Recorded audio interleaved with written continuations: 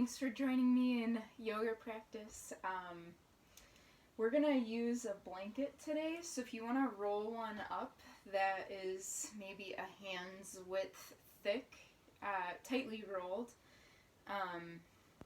or it might be a little less, a little more thick, depending on how open your upper back is. And you're just gonna set that towards the back edge of your yoga mat.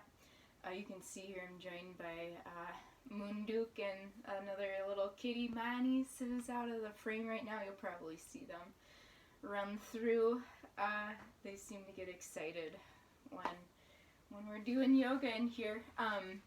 So how we'll begin is you're just going to lay back on your mat, and you're gonna take the roll underneath the bottom tips of the shoulder blades, and so the head and the very tops of the shoulders should be able to find the floor in the entirety of your arm. If not, then you need to undo the roll a little bit so it's a little bit smaller. So arms are out, shape of a T. Basically we're lying here, and just for a few moments, just letting the upper back settle into the support of the roll.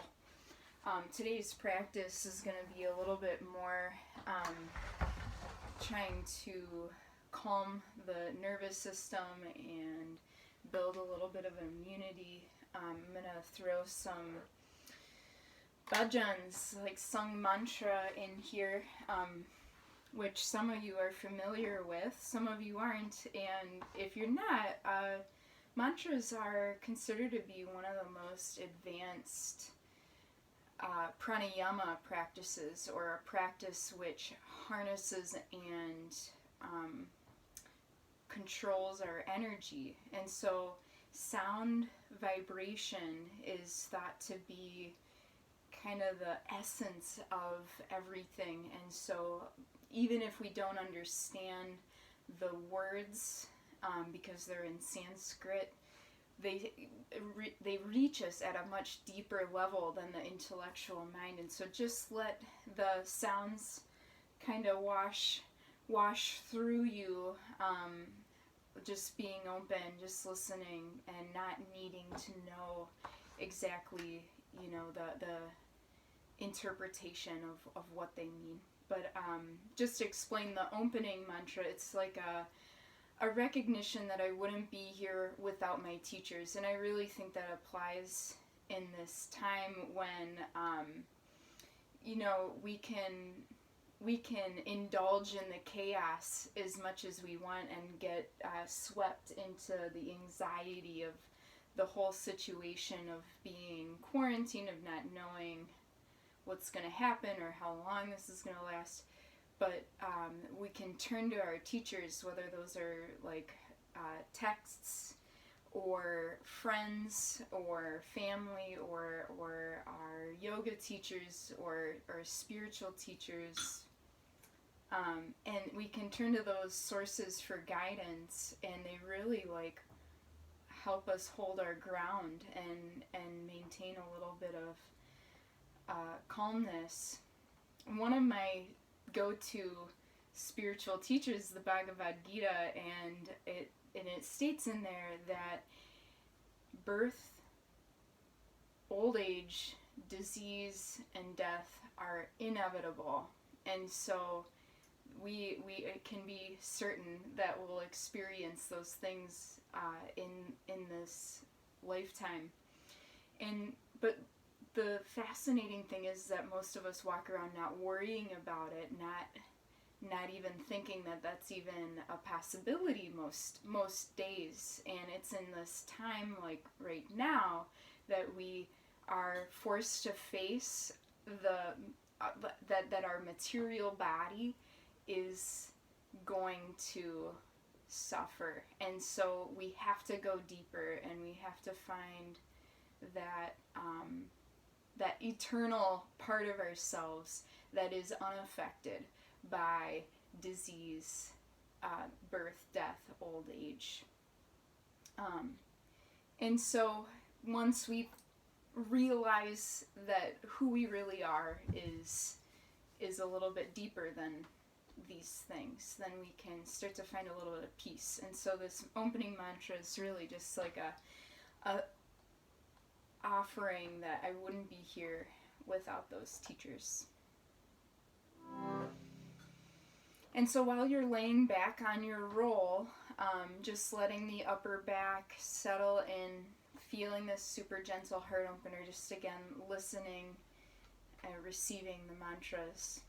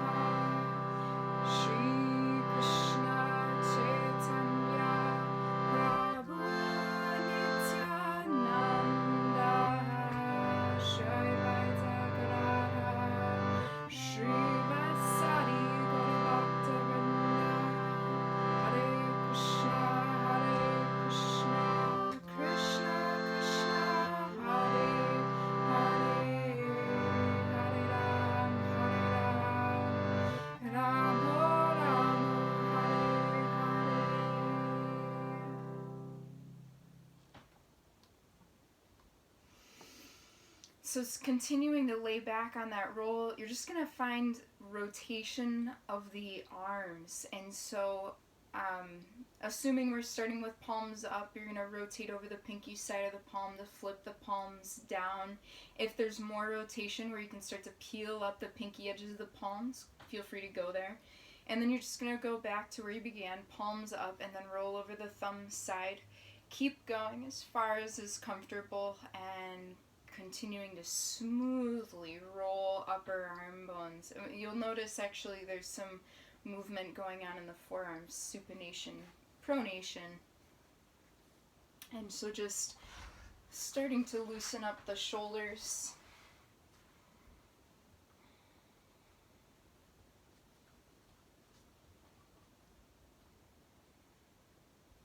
And so continuing that, while starting to slow and smooth the breath.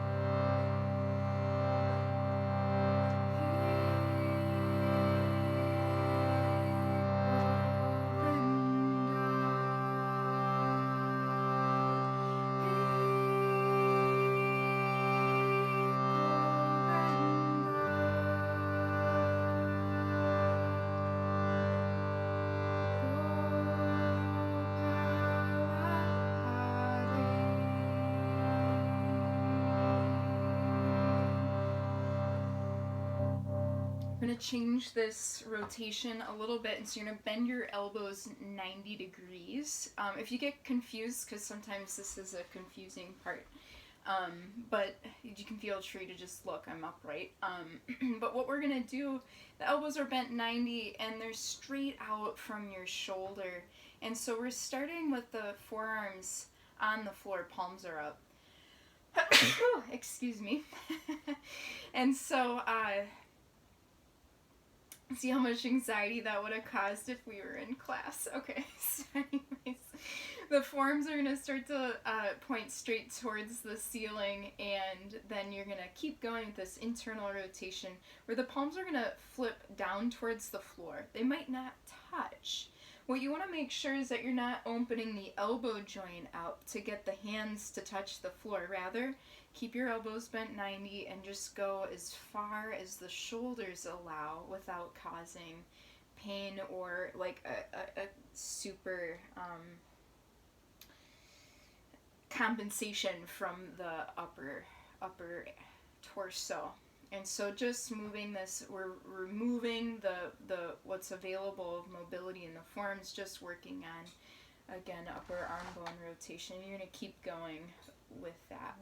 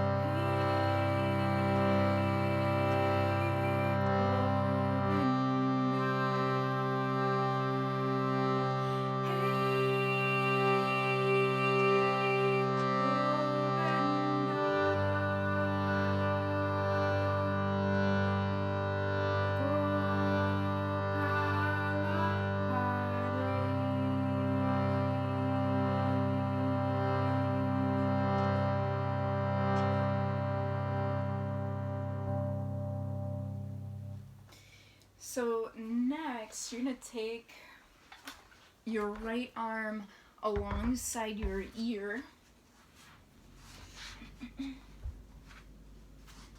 And you're just going to roll onto your right side. You can bend the knees and have the legs out in front so it's comfortable. You're going to use your right arm like a pillow. This roll is now underneath your ribs. You can have your left hand on your hip or wherever else it's comfortable. From here, you're on that center line of the side body, and so you're going to roll back slowly and then come back to the center line. Not any further forwards, but rolling back, coming back to center. If you find a spot that needs a little time, just staying there in stillness is perfectly okay. And so moving that for a few more moments.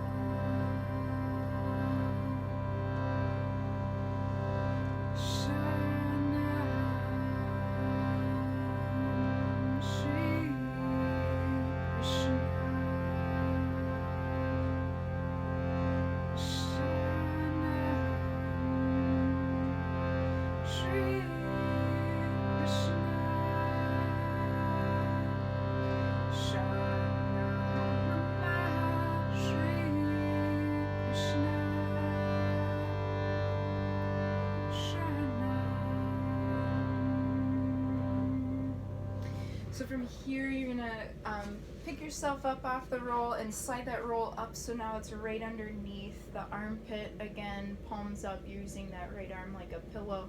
And same thing, rocking back and then to center. And so moving that slowly. Again, if there's a spot where you want to stay, you're welcome to just hang out there.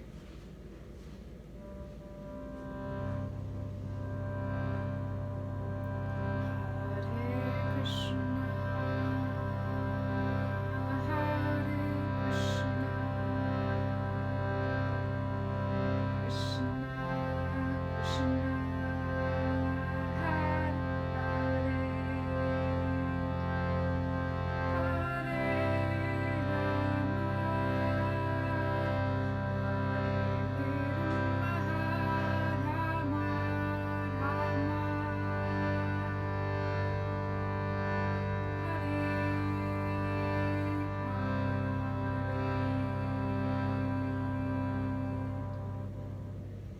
And so we're going to make our way up from that, and then you can roll over the back body to find your way with the roll underneath your left rib cage.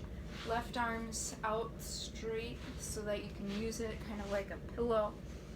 And the roll's beneath the level of the armpit for now. And again, you're on that center line and not being careful not to roll in front of it, but you can roll back as far as you like. So just a gentle massage.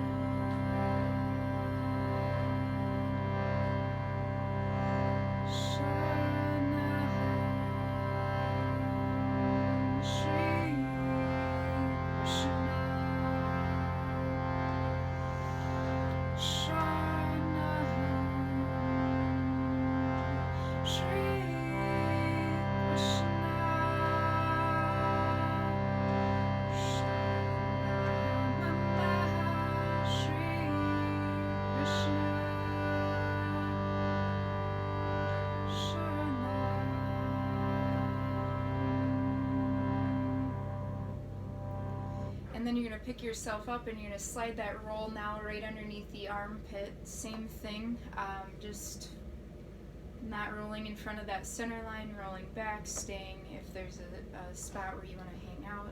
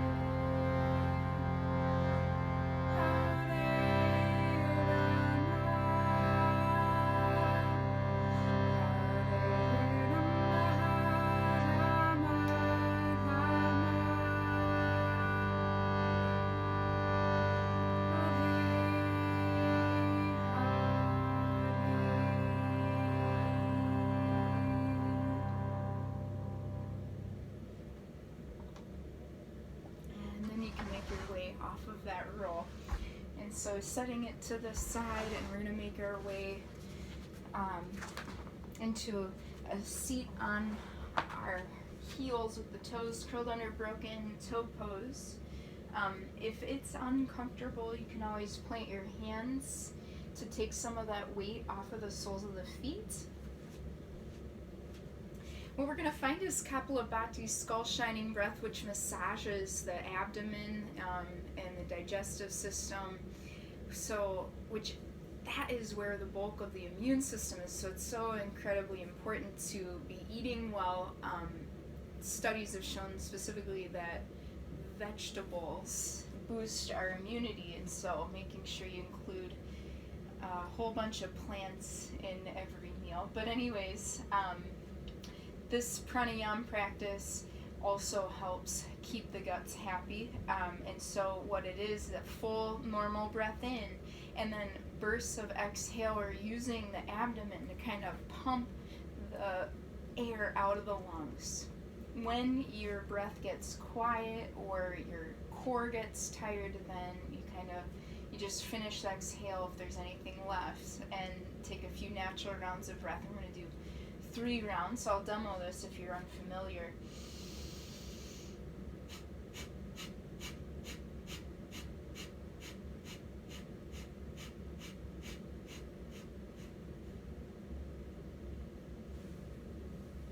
Also with pranayama, it's always done with eyes closed, and it's out through the nostrils if you can. And so we'll begin our first round here.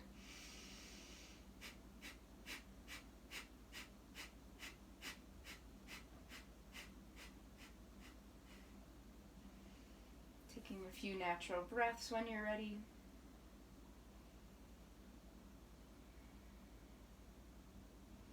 And beginning again.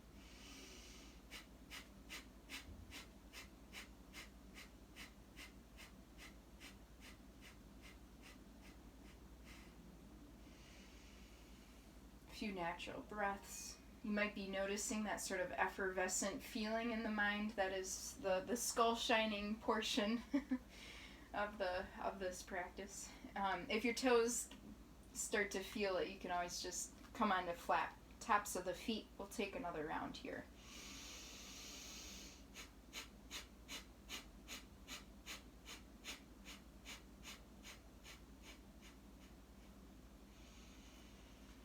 And a few natural breaths, just noticing the effects.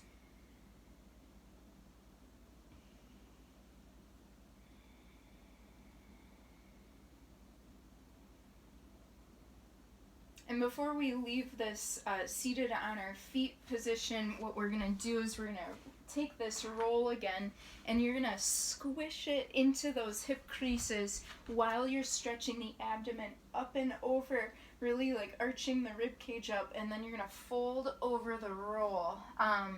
Might be pretty uncomfortable if you just ate breakfast, so you might skip the roll if you did just eat breakfast, but you can set the head down, maybe using a block or your hands, just making sure your neck can relax. Let your breath flow over the pressure of the roll. Imagining it almost like water flowing over a coral reef. It's powerful yet gentle.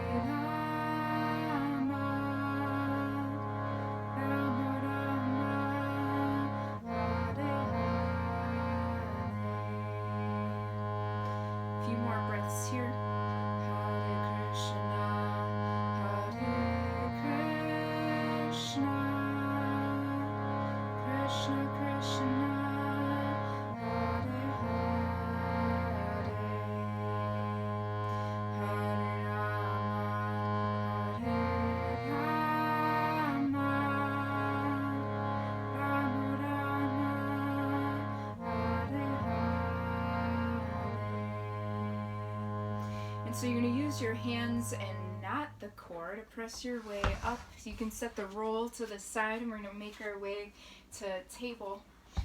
And so breathing in and letting your tailbone lift to the ceiling and letting that spinal extension roll up vertebra by vertebra until finally the face tilts forwards.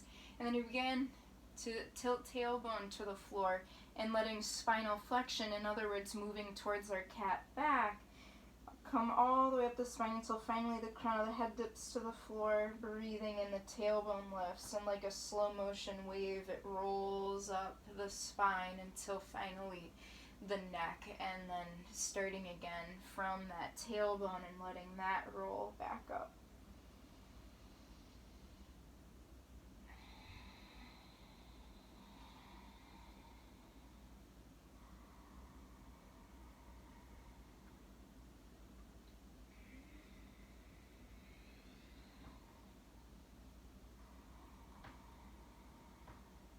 While we continue to the flow, I just wanted to share that using mantras is a wonderful way to instantly change the train of our thoughts. Our thoughts are like their own mantra, and a lot of them do repeat again and again, and when we find that they're not serving us, they're not healthy thoughts, they're thoughts of anxiety, of fear, and using the practice of mantra to instantly like change our channel to something a little bit more eternal, a little bit more unchanging, something a little steadier than what's going on in the material world. And so we'll just take one more exhale to bring us back to a neutral spine, and we're going to reach the left arm to the sky. Breathe in. And then exhale to slide that arm underneath the right wrist. And you're going to keep reaching until you can land your shoulder and the temple on the floor. So if you have a block handy or that roll and it's not comfortable to set your head all the way down, you can use your blanket or a block to set the head down. And you're going to grab hold of your left hand and you're just going to continuously kind of gently pulling, breathing space into the upper back, into the shoulder.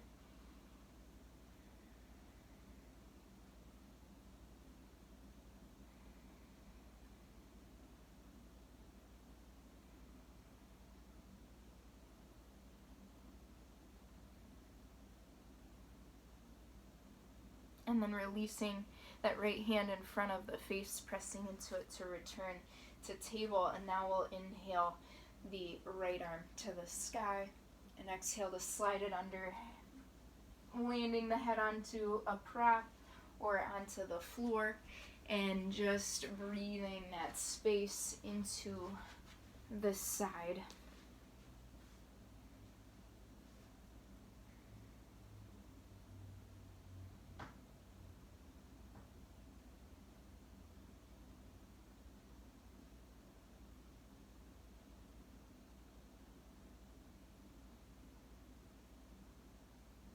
And then you can release the left hand in front of the face and press into it to return back to table. We're going to keep using this roll. We're going to step that right foot between the thumbs, and you're going to back up a little bit, and you're going to slide that roll right in front of your left knee. And now you're going to re-deepen into your low lunge. Your right knee's directly over that heel, and your left, the very bottom of that thigh bone is supported by the roll so that the knee is comfortable. Now here we're just going to breathe the belly against the pressure of the right thigh. You can let the head relax towards the floor. Your palms could be on floor, you can have fingertips or blocks under the hands.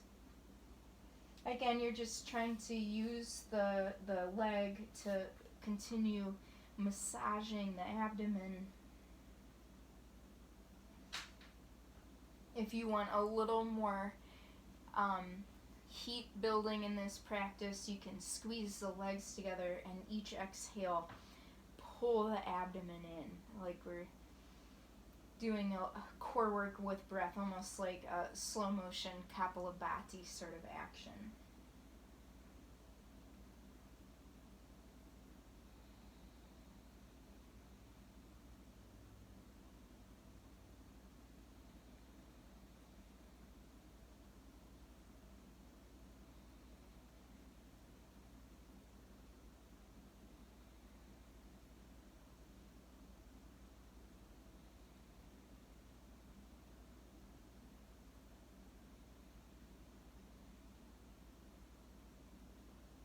And then we're going to back the hips up over that left knee, curl the right toes to the shin bone. Breathe in, heart reaches forwards. As you exhale, you can bow the head.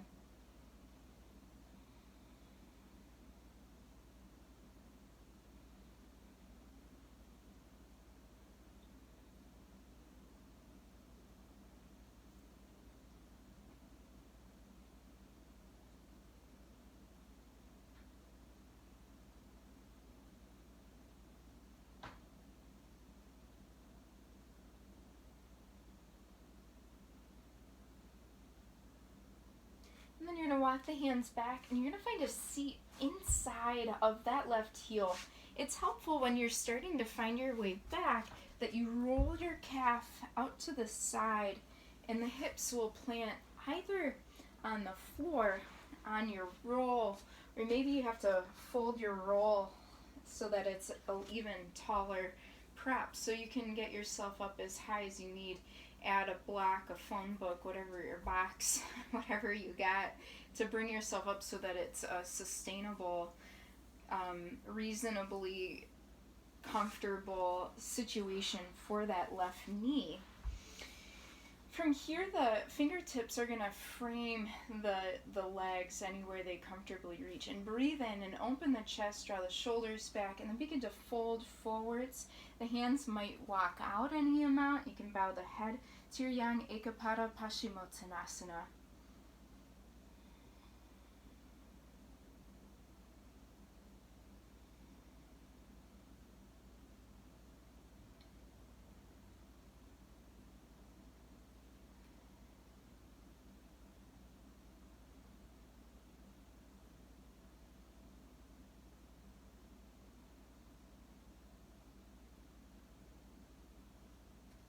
And then walk the hands back, plant them behind the hips, and lift the hips to tuck your tail towards the knees. You'll notice how as you do that, the fronts of the hips open a little bit, which might have been enough to deepen the stretch in the quads so that you're satisfied there. Otherwise, you're going to walk the hands a little further back or bend the elbows, testing out one before coming on to both.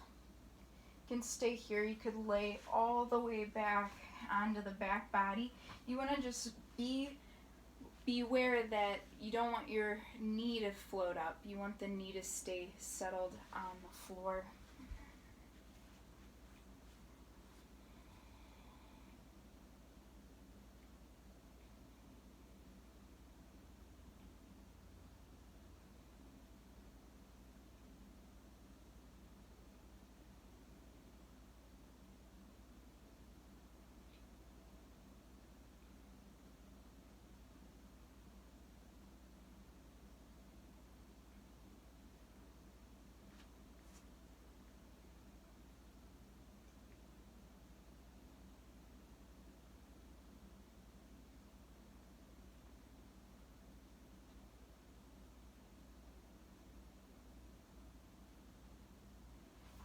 And then you're going to grab onto that heel and dig the elbows into the floor if you're laying all the way back to start to come to upright, and then lean into that right hip to slowly straighten out the left leg. Good. So in Dandasana, we're curling the tops of the feet back. The hands are planted alongside the hips, and you're driving them into the floor to start to grow really tall. Again, trying to open the chest. Draw the chin back and bow the chin towards that notch right between the collarbones.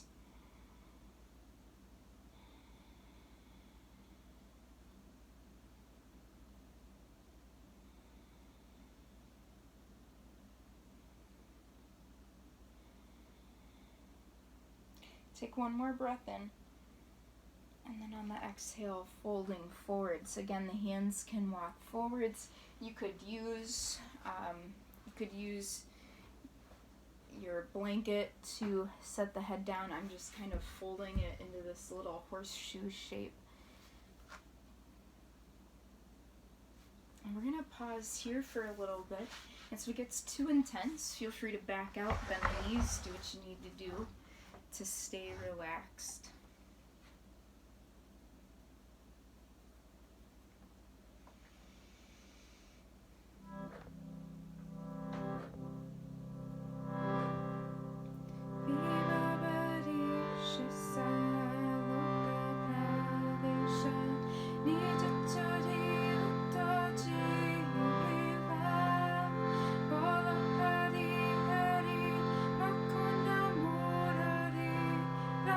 Krishna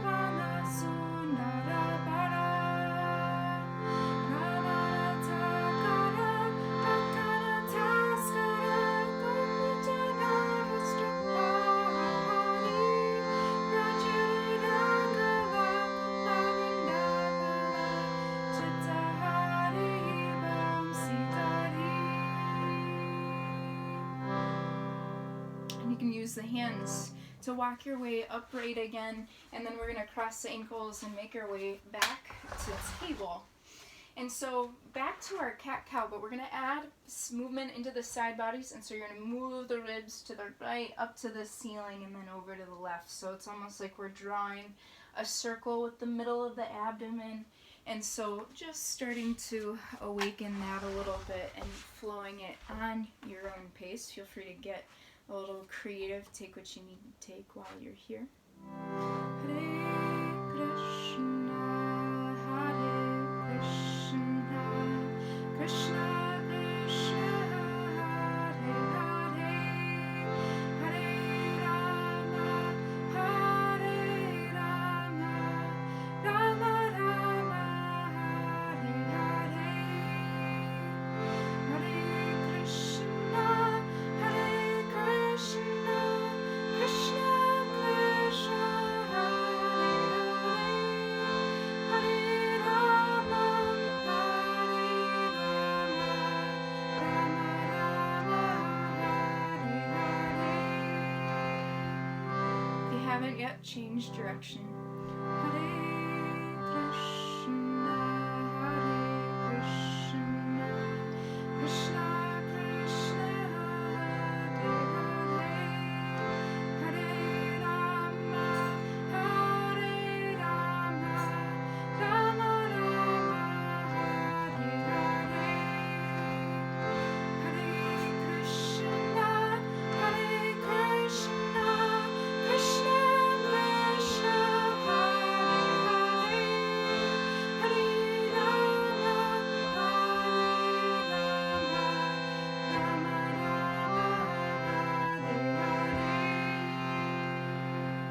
Rama, and then you can make your way back to a neutral spine. We're going to step that left foot right between the thumbs. You're going to take that roll right into the front of that right knee, and then re-deepen into the lunge. So the left knee is directly over that heel. Hands frame the foot on floor blocks. You're letting that blanket support the bottom of the thigh bone. So if your knee's still taking all the weight, really squish it in there and then come back into your low lunge. Let the head bow. Let the neck relax. Scan the body for that chronic tension we've been carrying around and see if on an exhale you can encourage a little bit of that to start softening. You might even notice it in the eyelids. Maybe they're clamped shut. Or the eyebrows, which might be furrowing. Could you even soften the scalp?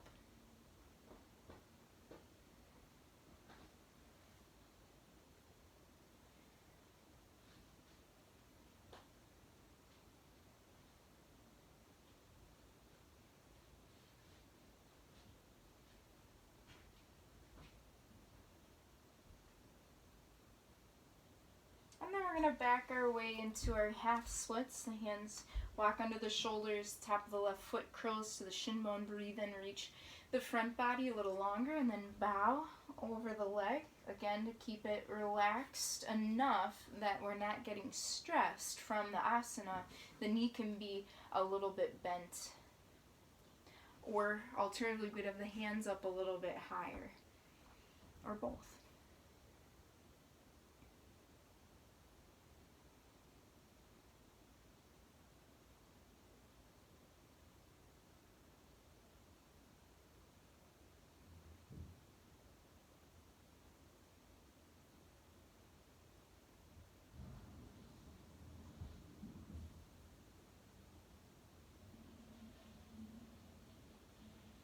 From here, we're going to start walking the hands back. You might take your roll inside of that right foot to find a seat on. You want both sits bones, so having it long like that's not really great. You want to turn it sideways, or you might even fold it so that you can come up a little bit taller. Again, as best as you can, make both sits bones even, the better off you'll be here.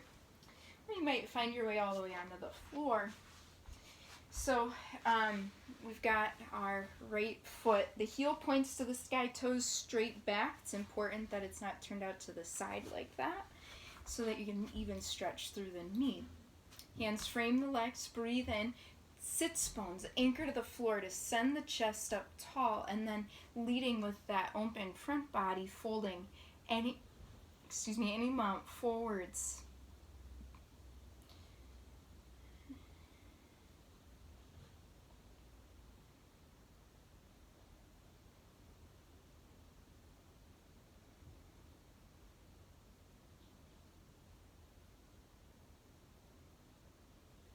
We're going to keep the legs like they are, but we're going to walk the hands back, plant them to lift the hips, and again, opening the fronts of the hips by sending your tail forwards. That might be enough for you. You might decide to stay upright. We can start walking the hands a little further back. At a certain point, it makes more sense to lower onto one elbow and then the other. If you get there and that was too deep, just come right back up. It's better to be gentler rather than overzealous here. And so you can definitely choose to come all the way down. What you don't want to have happen is that right knee to start popping up off the floor. You want to make sure that knee can stay settled.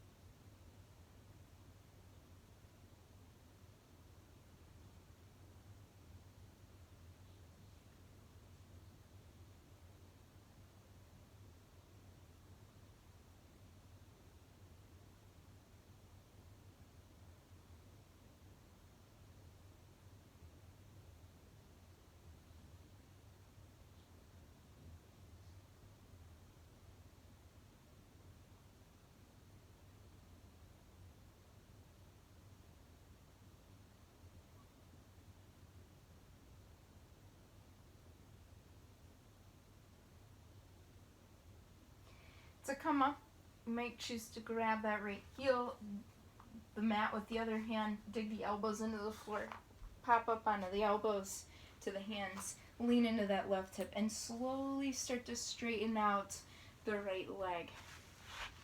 From here, we're going to widen the angle into Uttanasana Konasana. And so make sure your toes point straight to the ceiling. Fingertips are behind you. You're going to lift and open the chest and then start to fold forward slowly. What we want to maintain is a straight spine. So as soon as you begin to round, stop yourself there and keep the front body nice and expanded. The hands might come in front of you. You're sending the tail back. You could, again, prop the head up with a variety of props or your hands, or just let it bow to the chest if the neck's okay with that.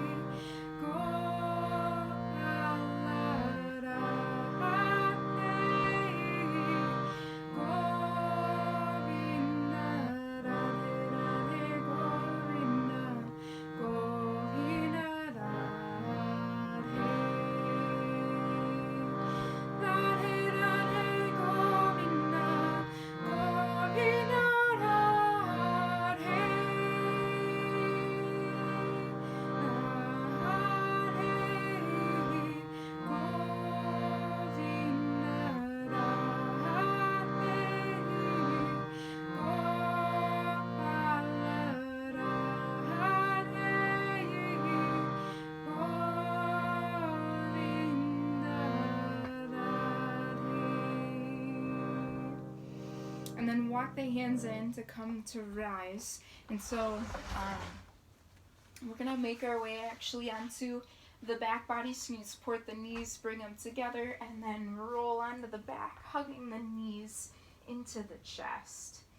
It's nice to get as deep of a wrap of the arms around the legs as possible, so you might for a second pick up head and shoulders. See if you can grab opposite hand to opposite forearm, elbow, or even the upper arm, and then set head and shoulders down. We're trying to create compression against the abdomen. Allow your breath to move into those tight spaces.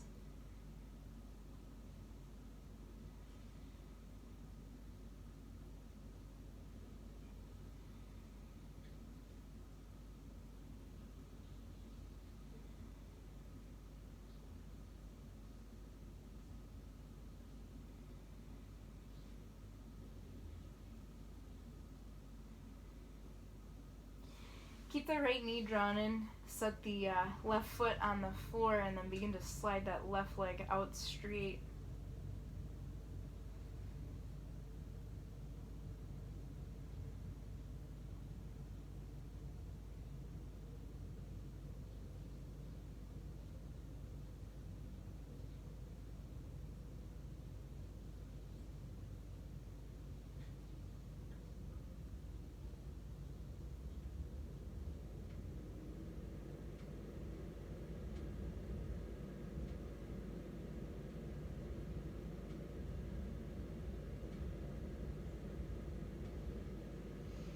Here we're going to straighten that right leg up to the sky, and your interlaced fingers can go on the thigh or the calf. You just want the shoulders to remain on the floor, so if you reach up too high, letting them settle, or just bringing the hands a little further down towards the hip. Curl the toes to the shin bone. You're going to drive the leg into the hands.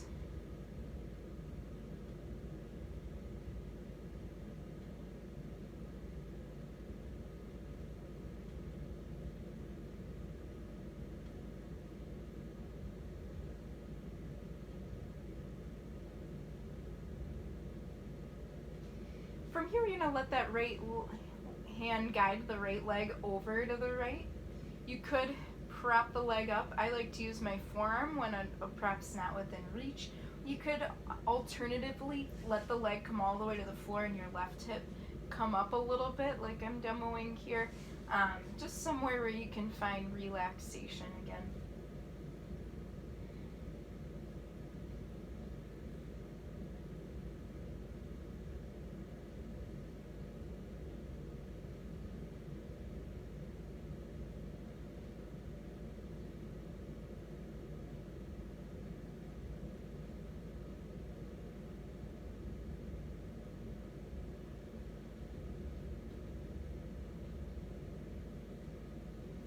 Bring the right leg to center, bend the knee. You're going to take the foot onto the left thigh and then find a twist, so that right knee is going to come over to the left. If it's uncomfortable in the low back, it's probably because the hips are rolling off that center line that the rest of the spine is in, and so inching your hips back to the right will bring your low back to comfort. So you could use your roll underneath that left knee to prop it up, or just let the knee find the floor. If you're comfortable there, the foot can find the floor. The leg could straighten out. The right arm goes out, shape of a T, palm facing up.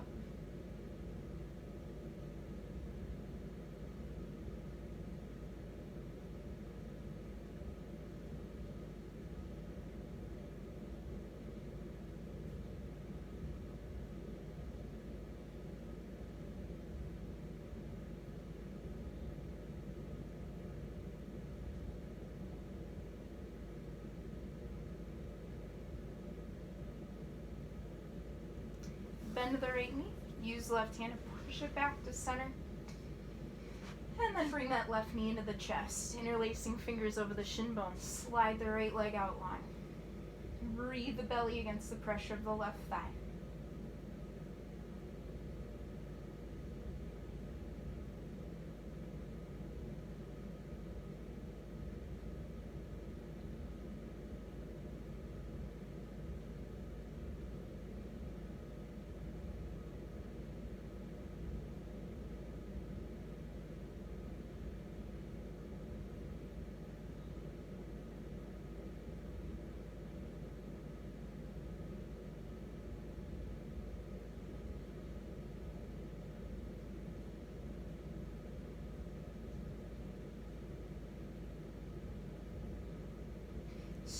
straighten the left leg out, interlacing fingers on the thigh, calf.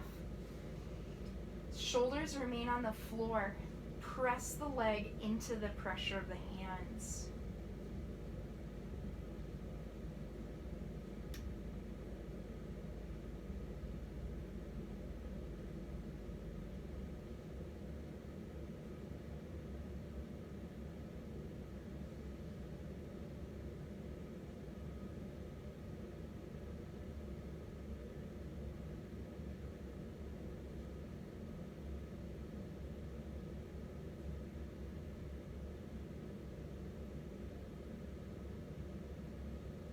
You're going to use the left hand to guide the leg over to the left, again using that forearm like a prop, or letting the leg come all the way down, and that right hip might have to lift in order to achieve that.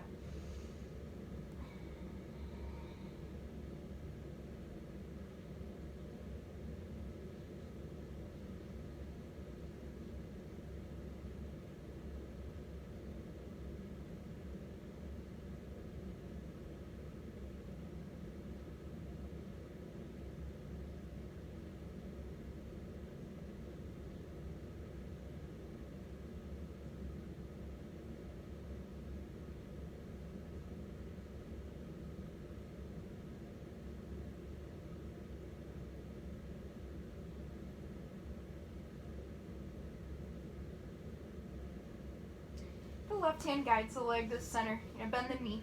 You place the foot on the thigh, and then let the knee start to fall over to the right. If the knee hangs in space, it might be really nice to prop it up with that roll or your right hand. Inch the hips back. If the knee finds the floor, great. If you want to straighten the leg out, you can do that. The left arm goes out shape of a T. You might close the eyes.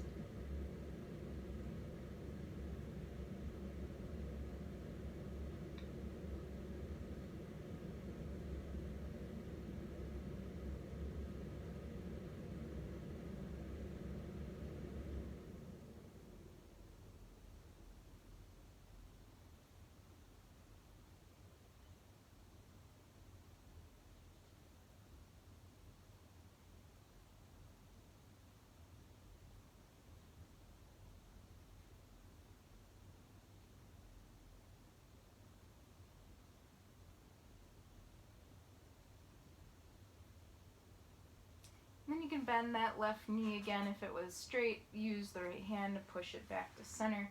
We're going to place both feet on the floor close to your hips. Wiggle the shoulder blades together so the ribs arch up to the ceiling. You could grab the edges of the mat, lift the hips. If the hips lift and you want to interlace fingers, go for that. Finding Setu Bandha Sarvangasana, or bridge pose. The feet drive down to lift the hips. Chest is closing in towards the chin, but the chin is making a little bit of space between itself and the chest.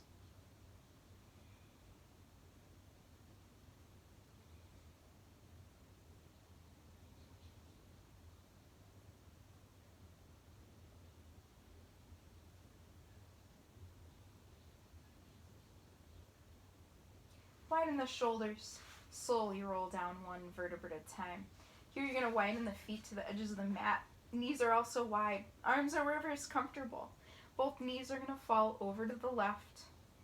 Let your right knee lead the way. It's kind of an exercise in being able to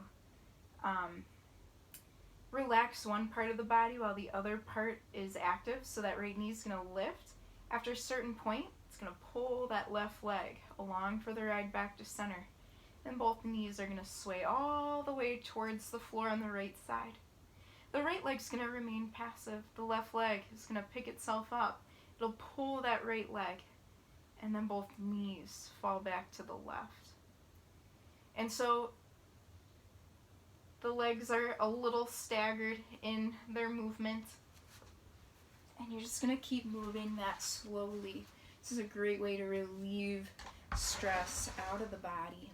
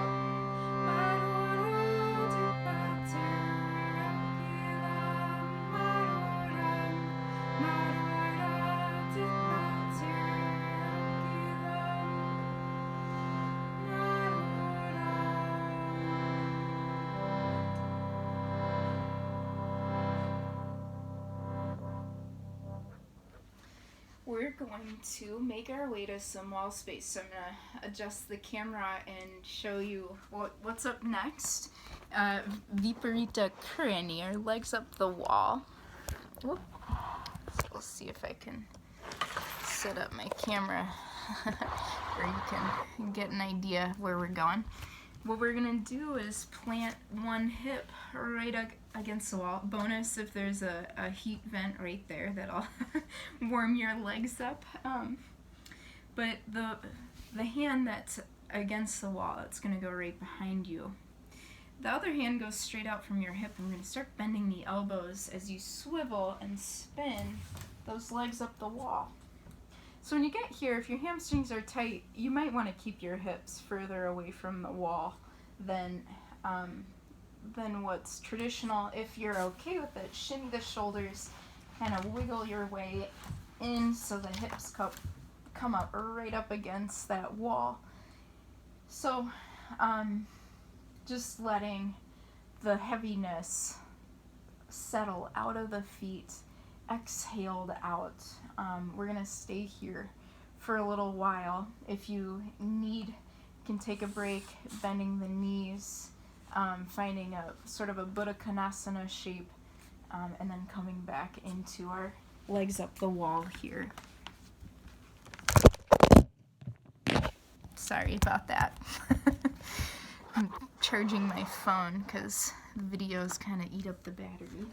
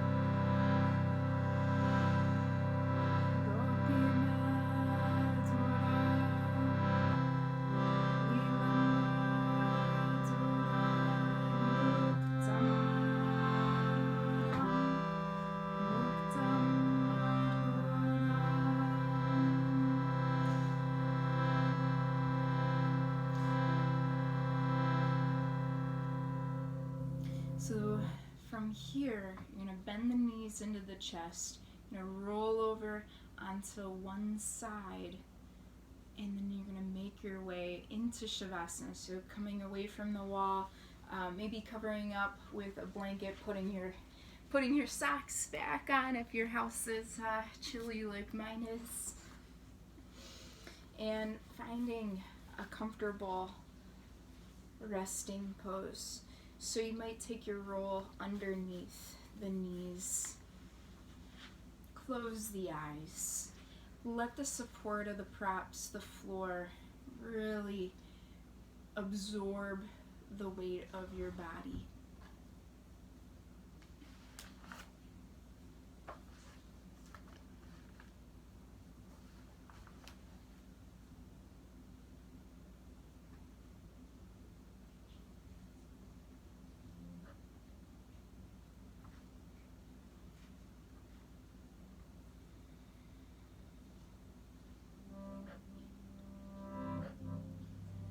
Gopi Madhura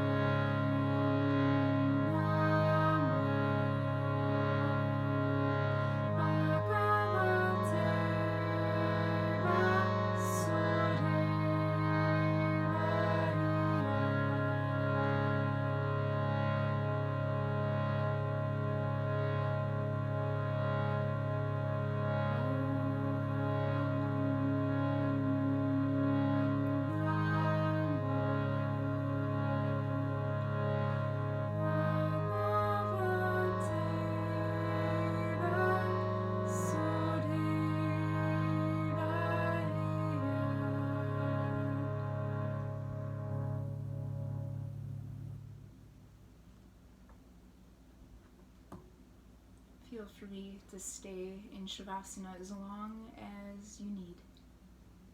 But if you're ready and you want to come out, feel free to wiggle fingers and toes, gently reawakening. And then roll over to one side.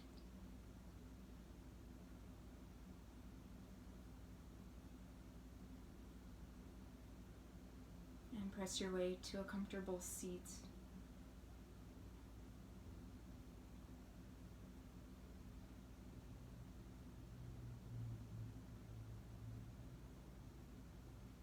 And we'll bring hands together in front of the heart, bowing the head in gratitude to yourself for practicing, for going a little bit deeper.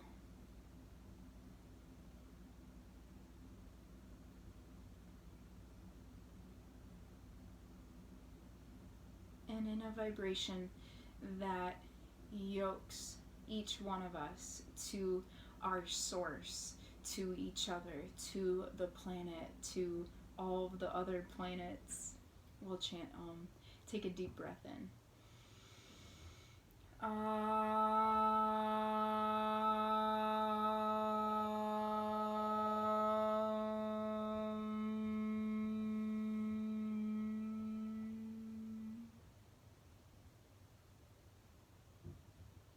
Namaste.